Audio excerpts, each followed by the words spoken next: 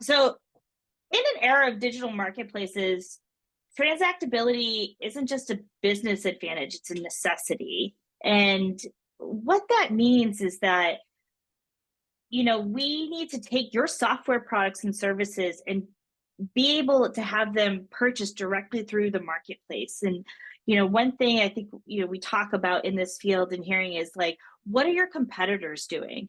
And have you ever just taken a second to go through the marketplaces and see if your competitors are on there? So that kind of leads me into the next slide of what's the importance of being transactable. So, we sort of thought of three important takeaways. So extend your market and your market reach. Their marketplaces are global, and especially when you hear AWS, Azure, and GCP. And so being transacting globally lets you reach out to maybe customers that geographically you were not thinking of before. So it also allows for other internal cloud sales teams to use your product to sell to their customers. So they're going to be more incentivized to go through their marketplaces and use the product and kind of help fill those gaps for their clients.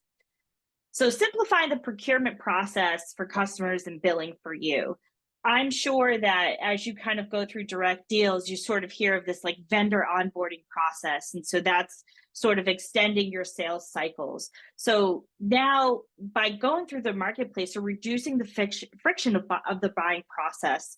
So it allows customers that already have a commit spend with that cloud to utilize that spend to purchase products. And now you're speeding up your implementation and your ROI. So the benefits of this motion is greater software companies, again, go through the vendor onboarding process. And so now you're cutting that because you're using the cloud as your vendor onboarding process. So for example, I have heard of ISVs that have gone through direct sales. It won't cut through, but then they ask the question of, hey, do you have a cloud spend? And that one question, it gets them thinking of like, could you go through the marketplace to do this? And that deal that could have been a closed loss actually now becomes a closed one.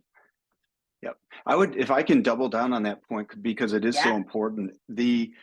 There's been many transactions that have crossed my plate where when you bring up the committed spend in the Microsoft context, it's the Mac, Microsoft Azure consumption commitment, I believe.